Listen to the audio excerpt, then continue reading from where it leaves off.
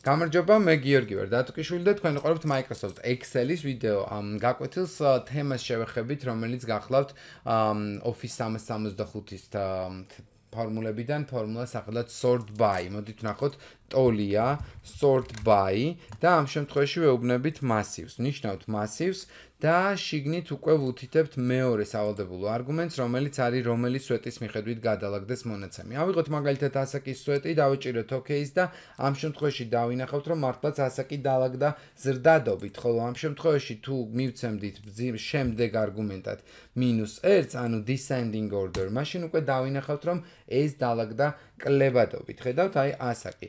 აქვე შეგვიძლია კიდევ ერთი არგუმენტი დავამატოთ, მაგალითად დავამატოთ ბანკი.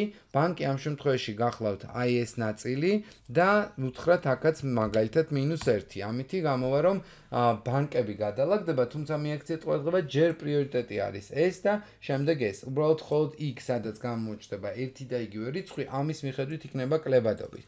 თუ მაგალითად აქ გვექნებოდა -1-ის მაგივრად 1, მაშინ დავინახავთ, რომ უკვე სხვაგვარად გადალაგდა. ანუ აი ამ შემთხვევაში ჯერ ლიბერთია და შემდეგ პაშა. მაგრამ უფრო ეფექტური ვფიქრობ, რომ აქ იქნებოდა აი ეს ნაწილი, რომ გაგვეკეთებინა ასეთი ფორმით. ანუ ჯერ დაგველაგებინა ბანკები და შემდეგ დაგველაგებინა უკვე ასაკი. აი ამ შემთხვევაში მართლაც დალაგდა ბანკები და შიგნით არის უკვე ამ სვეტის მერე მეორე პრიორიტეტად ასაკი. ახლა მე მინდა გაჩვენოთ ამ ფუნქციის მეორე შესაძლებლობა თეიბლის გამოყენებით, ვინაიდან აქ სულ წერდით A2 case 36, I2 I36 და ასე შემდეგ. მოდით პირველ რიგში ვაქციოთ ეს თეიბლად. მივეცით თეიბლი, მივეცით OK და ვნახოთ ახლა რა ხდება. ამის შემდეგ ვიწყებთ ბრძანება SortBy, სადაც ჩვენ უნდა მივუთითოთ ჩვენი ცხრილი. ანუ რეალურად ცხრილი ეს გახლავთ იგივე რაც table all პრინციპში, ან უბრალოდ ამ table 2 ქვია და შეგვიძლია უბრალოდ პირდაპირ table 2 სახელი როგორც ესეთი დავუტოვოთ, აი table 2. ამის შემდეგ უკვე შემოგვაქვს იმ სვეტის დასახელება, რომელიც არის მაგალითად table 2-ში სვეტი ეს იყოს ბანკი. და აი ხედავთ, რომ ბანკის სვეტი ჩავწერეთ, შემდეგ რა თქმა უნდა ერთიანი, თუ გვინდა რომ ამბანური მიმდევრობა იყოს, ან -1 უკუ მიმდევრობა და ამის შემდეგ დავწეროთ ისევ ბანკის ბანკი არა table და table 2-ის შემთხვევაში უკვე შემდეგი სვეტი ეს იყოს მაგალითად age.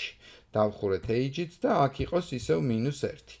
დავხურეთ ისიც და მივეცით შემდეგ enter-ი. ამ შემთხვევაში გადალაგდა ისევ იგივე პრინციპი, თუმცა რა უპირატესობა აქვს ახლა ამას?